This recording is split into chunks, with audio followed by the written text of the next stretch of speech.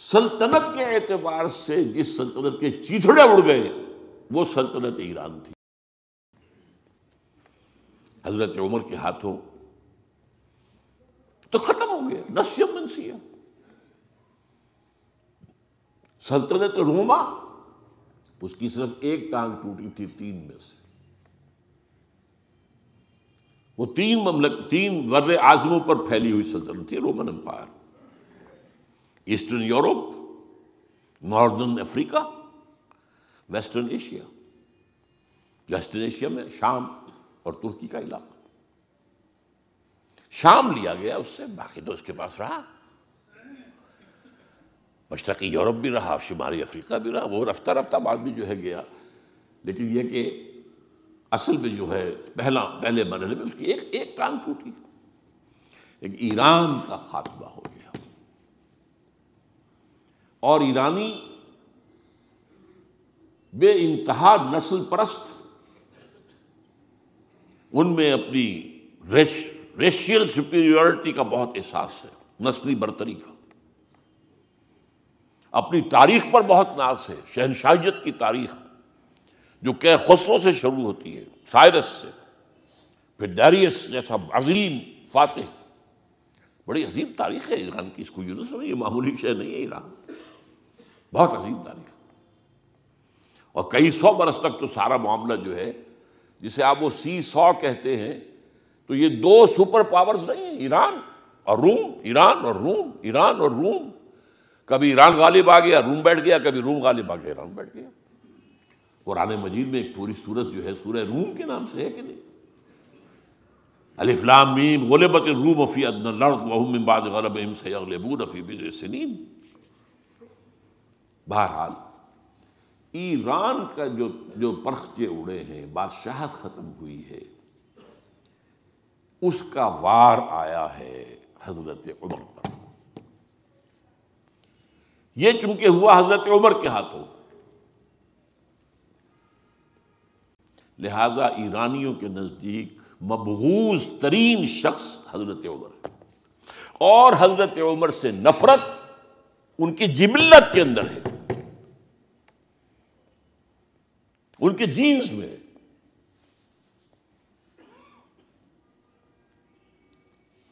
چنانچہ کس نے شہید کیا حضرت عمر کو؟ ابو لؤلؤ فیروز، ایک ایرانی غلام تھا حضرت مغیرہ کا رضی اللہ تعالی عنہ. اس نے آ کر حضرت عمر سے شکایت کی کہ حضرت مغیرہ جو ہیں ان سے مکاتبت میں کر رہا ہوں، وہ مجھ سے بہت زیادہ پیسے مانگ رہے ہیں. مکاتبت یہ تھی کہ غلام طے کر لیتا تھا کہ میں کمائی کر کے تمہیں اتنے پیسے دے دوں گا تو مجھے تم آزاد کر دینا. مکاتبت کہلاتا تھا. تو وہ اتنے پیسے مانگتے ہیں، بہت زیادہ زیادتی کر رہے ہیں. حضرت عمر نے پوچھا کہ تم کیا کیا کام جانتے ہو؟ اس نے گنوایا، میں یہ بھی جانتا ہوں، یہ بھی جانتا ہوں، یہ بھی جانتا ہوں، میں ترخان بھی ہوں، میں فلاں بھی ہوں، میں چکیے بھی بناتا ہوں، میں یہ بھی کرتا ہوں. تو فرمایا کہ پھر تم پر یہ زیادہ نہیں ہے، جو مغیرہ تمہارے اوپر جس قدر رقم ڈال رہے ہیں زیادہ نہیں ہے. اور دیکھنا مجھے ایک چکی بنانی جانتے ہو تو ایک چکی مجھے بھی بنا کے دینا. کہا آپ کو تو میں وہ چکی بنا کے دوں گا جو ساری دنیا یاد کرے گی. دھمکی دے گئے. اور حضرت عمر نے پہچان لیا تھا کہ دھمکی دی اس نے. دوسری طرف اس کی پشت پر کون تھا؟ ہرمزان، یہ ایک بڑا جرنیل تھا ایرانی. شکست ہوئی، گرفتار ہو کر آیا، کیونکہ بہت بڑا وار کرمنل تھا. اس کو فیصلہ کیا گیا اس کی گردن اڑا دی جائے. اب اس کی چال دیکھیے، ایرانی ذہن کہ مجھے ذرا پانی پینے کے لیے دے دیں اس سے پہلے کہ میری گردن اڑائی جائے. حضرت عمر نے فرمایا ہاں پانی دے دو.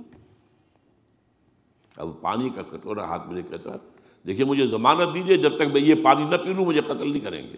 کہ ہاں ٹھیک ہے، جب تک تم یہ پانی نہیں پی لو گے تو میں قتل نہیں کیا.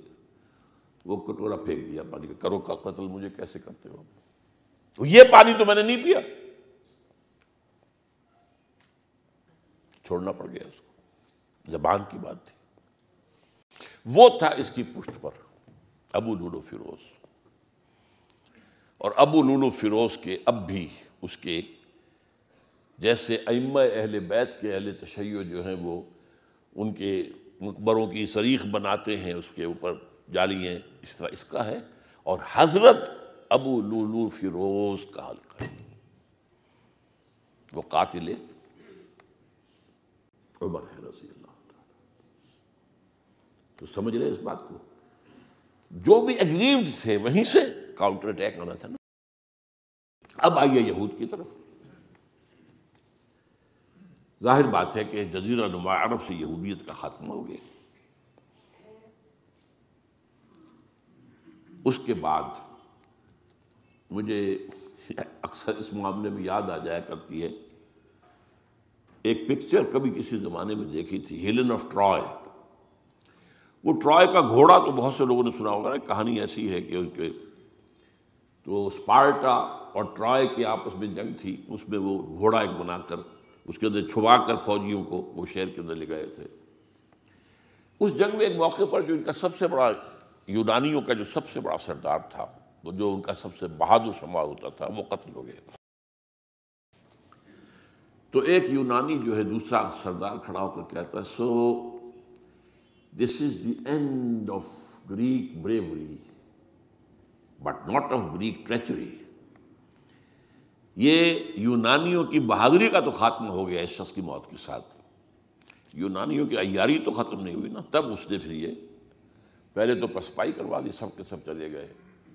اب یہ ٹرائے والے دیکھ رہے جا رہی ہیں فوجیں چلی گئیں، جہازوں میں بیٹھ کے بھی روانہ ہو گئے. پھر کچھ عرصے کے بعد واپس آئے، خفیہ طور پر گھوڑا بنا کر لائے بہت بڑا، اس کے پیٹ میں اپنے فوجی بھرے. اب وہ جو ہے لوگوں نے دیکھا بعد میں ٹرائے کا گھوڑا ہے، اس کو لوگ اندر لے گئے. وہ خوشیاں منا رہے ہیں فتح کی. رات کو جب وہ شراب کے نشے میں دھت ہو چکے ہوئے تھے، وہ اس میں سے نکلے، پیٹ میں سے انہوں نے قتل کیا ہے. تو وہ ٹریچری ہے. تو یہودیوں کی بریوری تو ختم ہو گئی جبکہ خیبر فتح ہو گیا اور وہاں کے بڑے بڑے قلعے حضرت علی رضی اللہ تعالیٰ عنہ کے دست مبارک سے، اور ان کا بہت بڑا مرحب، بہت بڑا سردار، بہت بڑا طاقتور، وہ قتل ہوا حضرت علی کے ہاتھ رضی اللہ تعالیٰ عنہ. But not the Jewish treachery. وہ ٹریچری اب شروع ہوتی ہے حضرت عثمان کے زمانے میں. عبداللہ ابن سبا ایک یہودی ہے یمن کا، وہ اسلام کا لبادہ اوڑھ کر اسلام میں آ گیا مدینے میں. یہاں اس نے اس معاشرے کا خوب تجزیہ کیا، یہاں کیا کیا چیزیں ہیں، کون کون سی فورسز ایٹ پلے ہیں، میں کس دکھتی رگ کو چھیڑ سکتا ہوں. میں نے محسوس کیا کہ بنو ہاشم اور بنو امیہ کی بڑی پرانی جو ہے چپقلش اور مسابقت، ایک طرح کا مقابلہ قریش کے ان دو بڑے گھرانوں کے اندر، یہ ان کی ہڈیوں کے اندر ہے. اس کو اٹھایا. اب عجیب بات اصل میں یہ ہے کہ خلیفہ اول نہ بنو امیہ میں سے تھے نہ بنو ہاشم میں سے.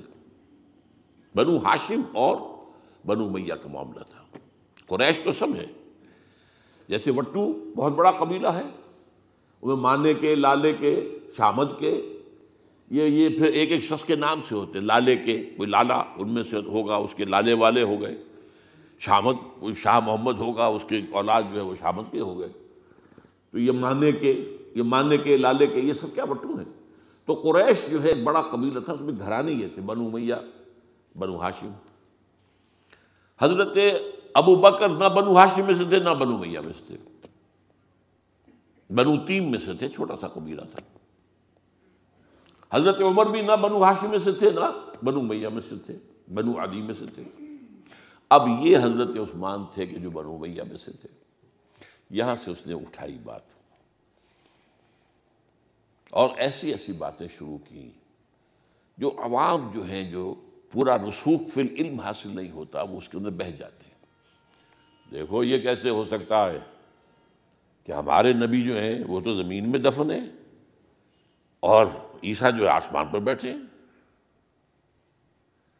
اور عیسیٰ تو دوبارہ آئیں گے اور ہمارے نبی نہیں آئیں گے. آئیں گے، وہ بھی آئیں گے. اور ہر نبی کا ایک وصی ہوتا ہے، محمد کا وصی علی ہے، اسے ہونا چاہیے خلیفہ، وہ بنو ہاشم میں سے ہے۔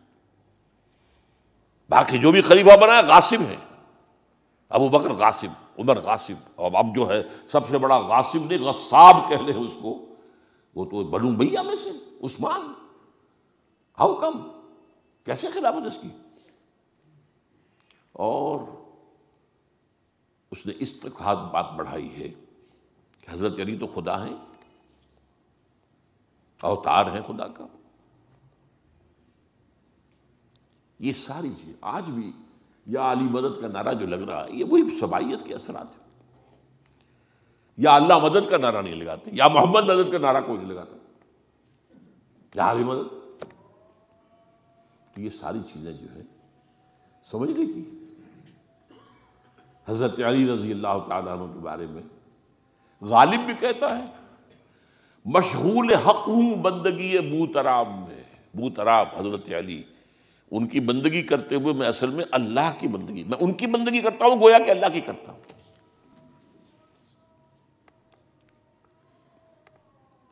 ہر چند علی کی ذات نہیں ہے خدا کی ذات، لیکن نہیں ہے ذات خدا سے جدا علی۔ یہ ساری باتیں اس نے پھیلائی اور فتنہ برپا ڈالا، اور اس کی ایک خاص ٹیکنیک اس نے ایجاد کی۔ سب سے پہلے اس نے جا کر کوفے میں اپنا میدان جمایا۔ حضرت عثمان کے بارے میں تو اپنا بہت ہی، وہ تو اپنے رشتہ داروں کو پالتا ہے، ان کو عہدے سارے اپنے رشتہ داروں کو دے دیے ہیں، اور انہیں دولت انہیں دیتا ہے، یہ کرتا، معاذ اللہ معاذ اللہ۔ وہاں پہ ذرا کسی نے جو وہاں کے گورنر تھے ذرا بات پرس کی تو وہاں اپنے ہم خیال چھوڑ کر شام چلا گیا، وہاں جا کے وہی بات، وہاں ایک گروپ بنا لیا، پھر مصر چلا گیا، وہاں جا کر وہی بات۔ اب ظاہر بات ہے اس زمانے میں نہ کوئی ٹیلی کمیونیکیشن، نہ کوئی ٹیلی فون، نہ کوئی تار، کوئی اطلاعات کا وہاں پہنچنا وغیرہ۔ اس میں یہ ہے کہ وہ فتنہ تو جنگل کی آگ کی طرح بڑھ گیا، اس کا معالجہ کرنے والا جو ہے اس میں حضرت معاویہ نے کہا بھی رضی اللہ تعالیٰ عنہ آپ ہمیں اجازت دیں ہم آ کر کچل دیں ان کو۔ گورنر تھے شام کے، انہوں نے کہا میں فوجیں لے کر آتا ہوں ان کو کچل دیتا ہوں۔ حضرت عثمان فرماتے نہیں، جب تک یہ کوئی ایسا جرم کر نہ دیں کہ جس پر کو وہ گویا کہ زد میں آ جائیں، قانون کی زد میں۔ اگر یہ مجھے قتل کرنا چاہتے ہیں قتل کر دیں، پھر اس سے قصاص لے لینا، لیکن جب تک یہ قتل کرتے نہیں تو میں کس جرم میں انہیں ماروں۔ عمرو بن العاص کی طرف سے آتا رہا، لیکن نہیں۔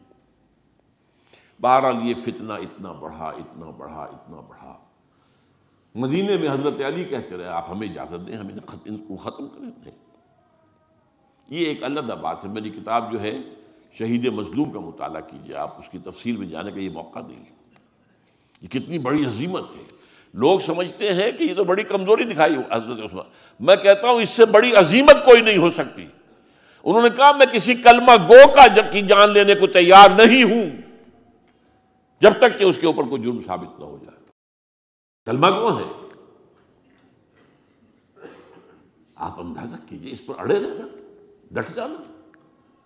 یہ تو وہی بات ہے جو حابیل نے کہی تھی اپنے بھائی سے قابیل سے کہ بھائی جان اگر آپ مجھے قتل کرنے کے لیے ہاتھ بڑھائیں گے تو میں تو اپنا ہاتھ نہیں اٹھاؤں گا آپ کو قتل کرنے کے لیے۔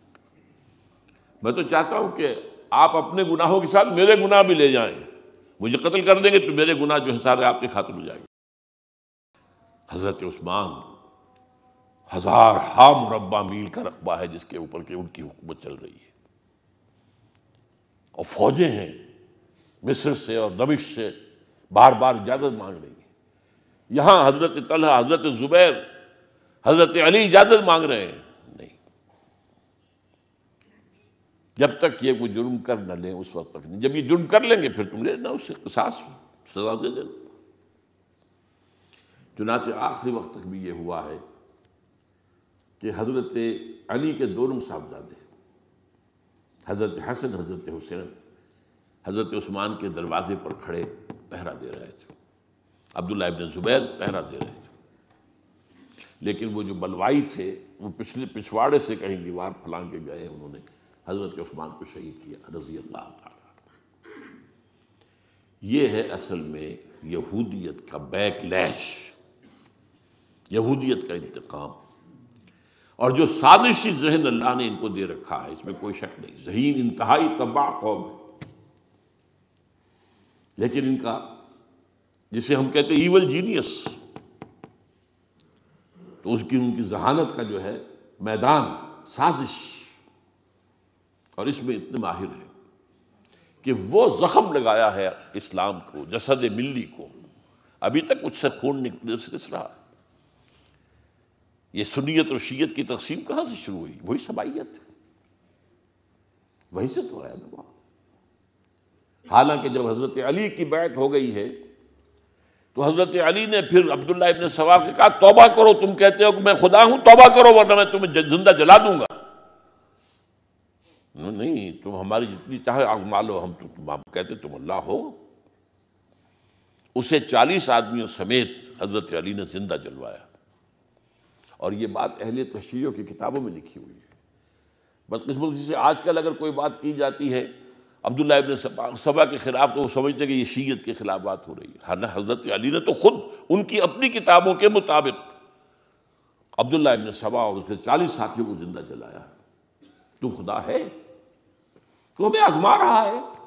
وَلَنَبْلُوَنَّكُمْ بِشَيْءٍ مِّنَ الْخَوْفِ وَالْجُوعِ وَنَقْصٍ مِّنَ الْأَمْوَالِ وَالْأَنفُسِ وَالثَّمَرَاتِ، بس اسی طرح ہماری آزمائش کر رہا ہے۔